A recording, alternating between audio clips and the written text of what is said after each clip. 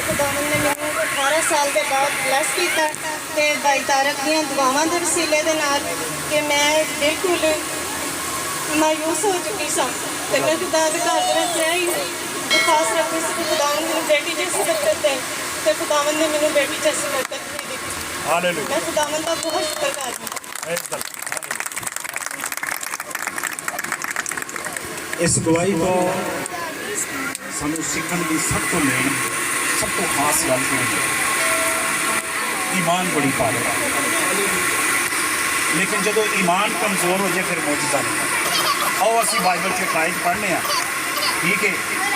ये लूका की अंजील 15 बाब की 18 बाब की 15 आयत। फिर लोग अपने छोटे बच्चों को भी उसके पास लाने लगे ताकि वो उनको छुए और शगीर्दों ने देखकर उनको झिड़का, मगर यीशु ने बच्चों को अपने पास बुलाया और कहा कि बच्चों को मेरे पास आने दो। खुदावंद के कलाम के सुने जाने पर उसकी बरकत, क्योंकि ये तो हमें बरकत देता है, इस पर बरकत नहीं बल्कि ये बरकत हमें देता है। क्या क्या है? हम खुदा के कलाम में से असी खास करके गौर कर रही हैं कि खुदा का कलाम सानू की दस रहा है। सिस्टर ने गवाही दी है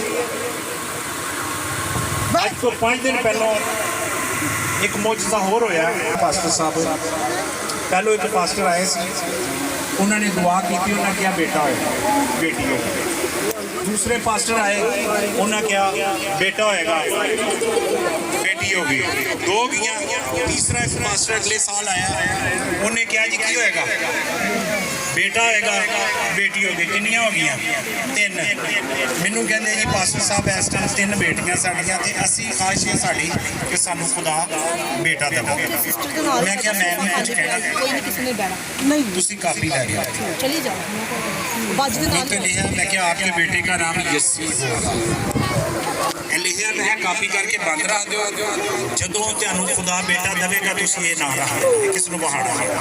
अज 5 दिन हो गए खुदा ने बेटा था किदे नाल गुजरा वाले तो फोन आया, मैं नहीं जानता किसी नंबर दिता। वो सिस्टर ने कहा जी पास्टर जी 7 साल हो गए ने असी तो दवाइयां नहीं खा क्यों अक गए हैं तो कोई उम्मीद नहीं हो रही। मैं सिस्टर जी अखा बंद उन्हें मैं दुआ की थी वो वास्ते।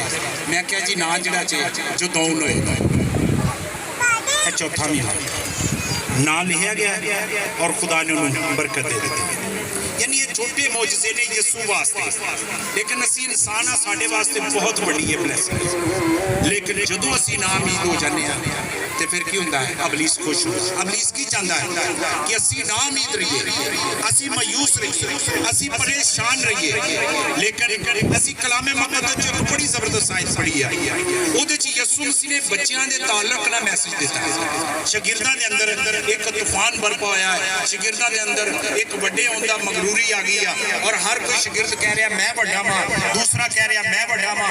उन्हां दे अंदर एक तूफान चलिया है और चलदे चलदे उन्हां फैसला किया कि असीं किहदे कोल जाने आ, जीसस कोल, यीशु कोल जाने आ। और यीशु साडा उस्ताद है, साडा रब्बी आ, इहदा हल दसेगा। जदों सारे शागिर्द कोल आ गए, यीशु मसीह ने एक छोटे बेबी चाइल्ड जाने नूं फड़िया, उन्होंने दरम्यान खड़ा कर दिता। की क्या सारे कि मानत हो जाए, इस बच्चे की मानत हो जाए, छोटा बच्चा हुण सारे शागिर्द सोची पै गए ने, उन्होंने गल की समझ नहीं लगी। लेकिन यीशु मसीह दा उहदे च राज की सी, उन्हें क्यों क्या बच्चों की तरह हो। अगर कोई सियाणा बंदा आम की गल करे की कहने किन्ना वर्गी की आई कहने बच्चों वर्गी गल कर दी यार तू सियाणा बंदा। लेकिन यीशु की गल मनीए तो वो की कह रहा है किदे वर्गे हो। ਇਹਦਾ मतलब वो गल कोई ना कोई सीक्रेट फार्मूला है, वो कोई क्वालिटी है, वो कोई राज है जिहड़ा यीशु मसीह ने कहा कि किदे वर्गे बन जाओ बच्चों वर्गे।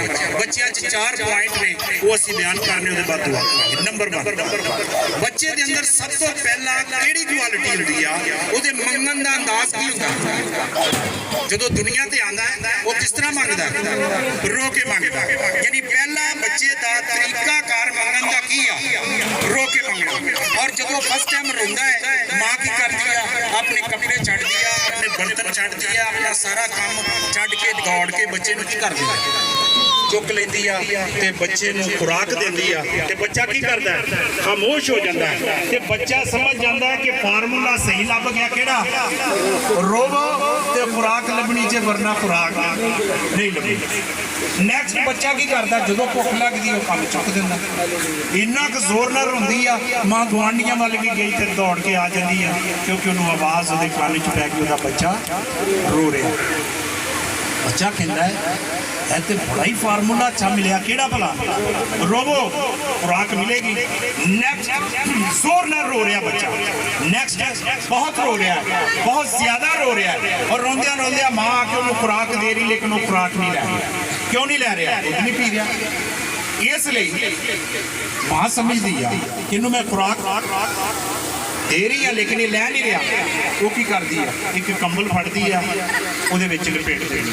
ਜਦੋਂ ਉਹਨੂੰ ਹੀਟ ਮਿਲਦੀ ਬੱਚਾ ਖਾਮੋਸ਼ ਹੋ ਜਾਂਦਾ ਹੈ। ਬੱਚਾ ਸੋਚਦਾ ਤਰੀਕਾ ਇਹ ਵੀ ਫਾਰਮੂਲਾ ਕਿਹੜਾ ਸਹੀ ਹੈ। ਕੱਪੜੇ ਚਾਹੀਦੇ ਨੇ, ਕੰਬਲ ਚਾਹੀਦਾ, ਤੇ ਕੀ ਕਰੋ? ਰੋਵੋ। ਤੇ ਜਦੋਂ ਰੋਇਆ ਉਹਨੂੰ ਕੱਪੜੇ ਵੀ ਮਿਲ ਗਏ। ਤੀਸਰਾ ਥਰਡ ਕੀ ਉਹਦੇ ਅੰਦਰ? ਨੈਕਸਟ ਫੇਰ ਰੋ ਰਿਹਾ। ਜਦੋਂ ਰੋਈ ਜਾ ਰਿਹਾ, ਮਾਂ ਆਉਂਦੀ ਆ, ਕੱਪੜੇ 'ਚ ਲਪੇਟਦੀ ਆ, ਲੋਰੀ ਦਿੰਦੀ ਆ, ਖੁਰਾਕ ਦਿੰਦੀ, ਉਹ ਕੁਝ ਨਹੀਂ ਚਾਹੁੰਦਾ। ਸਮਝਦਾਰ ਮਾਂ ਕੀ ਕਰਦੀ? ਗਰਮ ਤੇਲ ਕਰਦੀ ਉਹਦੇ ਪੇਟ ਤੇ, ਜਦੋਂ ਮਾਲਿਸ਼ ਕਰਦੀ ਉਹਦੇ ਪੇਨ ਹੋ ਰਹੀ ਸੀ, ਉਹਦੀ ਦਰਦ ਵੀ ਕੀ ਹੋ ਗਈ। ਬੱਚਾ ਖਾਮੋਸ਼ ਹੋ ਗਿਆ। ਬੱਚਾ ਕਹਿੰਦਾ ਹੈ ਇਹ ਜ਼ਬਰਦਸਤ ਤਰੀਕਾ ਮਿਲਿਆ। ਕਿਹੜਾ ਭਲਾ? ਜੇ ਖੁਰਾਕ ਚਾਹੀਦੀ ਆ ਤੇ ਜ਼ੋਰ ਨਾਲ ਰੋਵੋ। ਜਿਹੜਾ ਰੋਂਦਾ ਨਹੀਂ ਉਹਨੂੰ ਵਿੱਚ ਕੁਝ ਮਿਲਦਾ। ਇਹ ਬੱਚੇ ਖਾਮੋਸ਼ੀ ਨਾਲ ਬੈਠੇ ਰਹਿੰਦੇ। ਮਾਂ ਪਤਾ ਕੀ ਕਹਿੰਦੀ? ਇਹ ਮੇਰਾ ਬੱਚਾ ਜਿਹੜਾ ਨਾ ਬੜਾ ਸਬਰ ਵਾਲਾ ਹੈ, ਉਹ ਵਿਚਾਰਾ ਭੁੱਖਾ ਹੀ ਬੈਠਾ ਰਹਿੰਦਾ, ਦੂਸਰੇ ਖਾ ਪੀ ਦੇਣਾ। ਲੇਕਿਨ ਬੱਚਾ ਰੋਂਦਾ ਹੈ ਤੇ ਉਹਨੂੰ ਖੁਰਾਕ ਮਿਲ ਜਾਂਦੀ ਹੈ। ਲੇਕਿਨ ਉਹਦੇ ਅੰਦਰ ਕਿੰਨੇ ਕੁਆਲਿਟੀ ਪਾਈ ਆ ਰੋਣ ਦੀ? ਕਿਉਂਕਿ ਬੱਚਾ ਅਗਰ ਨਾ ਰੋਵੇ, ਦਾਈਆਂ ਕੀ ਕਰਦੀਆਂ ਨੇ? ਉਹਨੂੰ ਰਵਾਉਂਦੀਆਂ ਨੇ। ਉਹਦਾ ਰੋਣਾ ਉਹਦੀ ਆਵਾਜ਼ ਹੈ, ਉਹਦਾ ਰੋਣਾ ਮੰਗਣ ਦਾ ਅੰਦਾਜ਼ ਹੈ। ਉਹ ਰੋਵੇਗਾ ਤੇ ਉਹਨੂੰ ਮਿਲਣਾ ਹੈ। ਜਦ ਤੱਕ ਰੋਂਦਾ ਨਹੀਂ, ਉਨੀ ਦੇਰ ਉਹਨੂੰ ਮਿਲਦਾ ਨਹੀਂ। ਪਹਿਲਾ ਪੁਆਇੰਟ ਕਿਹੜਾ ਹੈ? ਕਿਸ ਤਰ੍ਹਾਂ ਮੰਗਦਾ?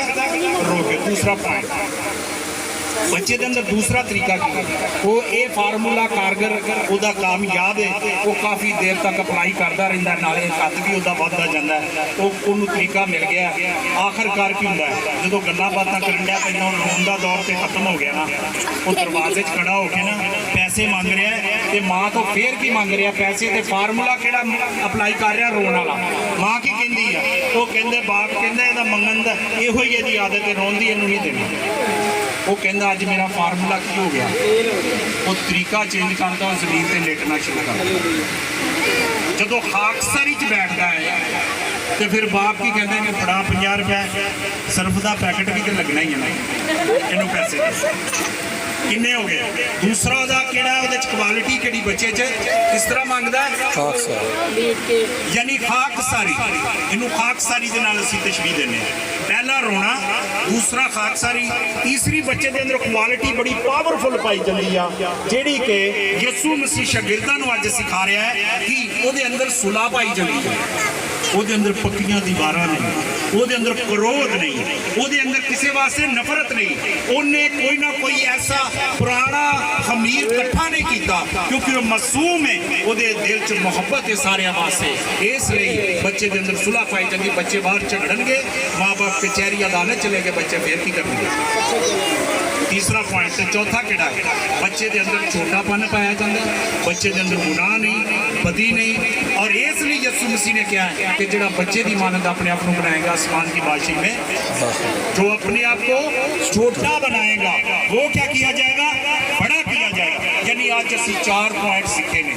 ਇਹਦਾ ਮਤਲਬ ਇਹ ਆ ਜਦੋਂ ਅਸੀਂ ਆਪਣੇ ਬਾਪ ਅੱਗੇ ਰੋਣਾ ਰੋਂਦੇ ਆ ਤੇ ਫਿਰ ਉਹ ਸਾਡੀ ਦੁਆ ਦਾ ਕੀ ਦਿੰਦਾ ਹੈ? ਜਵਾਬ ਦਿੰਦਾ ਹੈ। ਤੇ ਜੇ ਅਸੀਂ ਖਾਕਸਰ ਹੋ ਜਾਈਏ, ਰੋਜ਼ਾ ਰੱਖ ਲਈਏ ਤੇ ਫਿਰ ਵੀ ਮੁਜਜ਼ਾ ਹੋ ਜਾਂਦਾ ਹੈ ਕਿ ਅੰਦਰੋਂ ਨਫ਼ਰਤ ਖਤਮ ਕਰ ਦਈਏ। ਅਗਰ ਕਿਸੇ ਨੇ ਕੁਝ ਕਿਹਾ ਵੀ ਹੈ ਤੇ ਉਹਨੂੰ ਕੀ ਕਰ ਦਈਏ? ਮਾਫ ਕਰ ਦਈਏ ਤੇ ਆਪਣੇ ਆਪ ਨੂੰ ਛੋਟਾ ਕਰ ਦਈਏ ਤੇ ਯਕੀਨਨ ਖੁਦਾ ਸਾਨੂੰ ਬਰਕਤ ਦੇਣ ਦੀ ਕੁਦਰਤ ਰੱਖਦਾ ਹੈ। ਅੱਜ ਦੇ ਮੈਸੇਜ ਤੋਂ ਅਸੀਂ ਕੀ ਸਿੱਖਿਆ ਹੈ ਕਿ ਆਪਣੇ ਆਪ ਨੂੰ ਛੋਟਾ ਕਰਨਾ ਹੈ, ਆਜਜ਼ ਕਰਨਾ ਹੈ, ਆਪਣੇ ਅੰਦਰੋਂ ਨਫ਼ਰਤ ਨੂੰ ਖਤਮ ਕਰਨਾ ਹੈ ਤੇ ਫਿਰ ਆਸਮਾਨ ਦੀ ਬਾਦਸ਼ਾਹੀ ਦਾ ਦਰਵਾਜ਼ਾ ਸਾਡੇ ਵਾਸਤੇ ਖੁੱਲ੍ਹਾ ਹੈ, ਕਿਉਂਕਿ ਯਿਸੂ ਮਸੀਹ ਨੇ ਸ਼ਾਗਿਰਦਾਂ ਨੂੰ ਸਿਖਾਇਆ। ਇਹਦਾ ਮਤਲਬ ਆਓ ਅਸੀਂ ਆਪਣੀਆਂ ਜ਼ਿੰਦਗੀਆਂ ਤੇ ਗੌਰ ਕਰਨਾ ਹੈ। ਇਹ छोटे बच्चे ने सानू मैसेज देते, अपनी आंखें बंद करें और दुआ करें। हालेलुया। मैं आप सबके लिए दुआ करता हूँ। ज़मीन